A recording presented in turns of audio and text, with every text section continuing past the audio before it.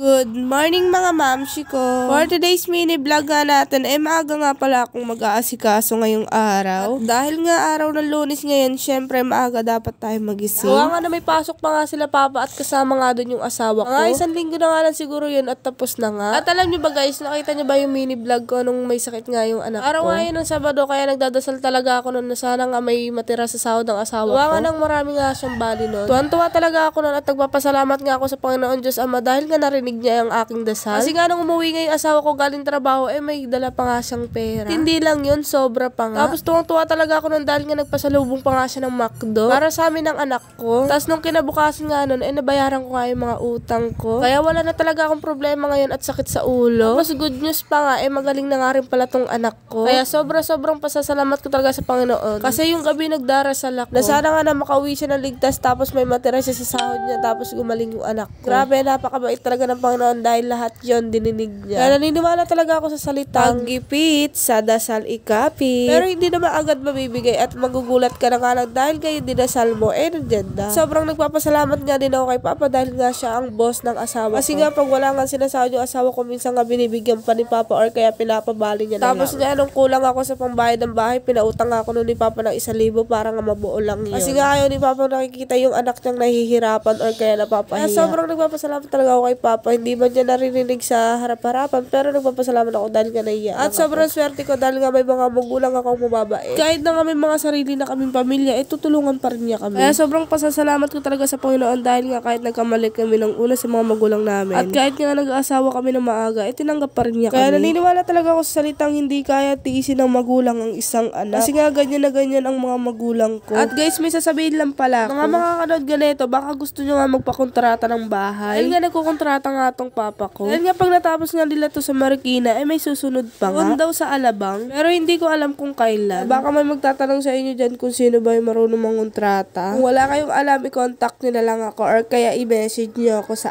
aking account. Para si Papa na mangontrata dyan. At para si Papa na lang ang kumausap sa inyo. At kung sino nga makapagpabigay kay Papa ng kontrata, syempre bibigyan niya rin yun. Ganun kasi si Papa kung sino nga makakapagpaturo or kaya makakapagbigay sa kanya ng kontrata, bibigyan niya. Tulad na nga lang dati ng kapatid niya. Binigyan niya nga yun ng pera. Siguro mga 5K yata yung binigay nun ni Papa. Pero di ko alam kung 5K ba or kaya mataas pa doon. Tapos guys, bubuksan ko nga lang pala tong speaker na to. Nakabigay nga lang pala sa akin to kagabi ng biyanan ko. Gawa nga na bumili nga silang speaker na malaki. Ito hindi naman na ata nila gagamitin kaya yan binigay na sa amin. Tamang-tama nga to sa darating na Pasko para naman makapagpatugtog ako or kaya makakanta ko. At ayan, nakaready na nga tong Papa ko tsaka yung kapatid ko pati yung asawa ko. At aalis na nga sila dyan. Sana nga makarating sila doon ng ligtas. O paano yan? Hanggang dito na lang. Thank you for watching!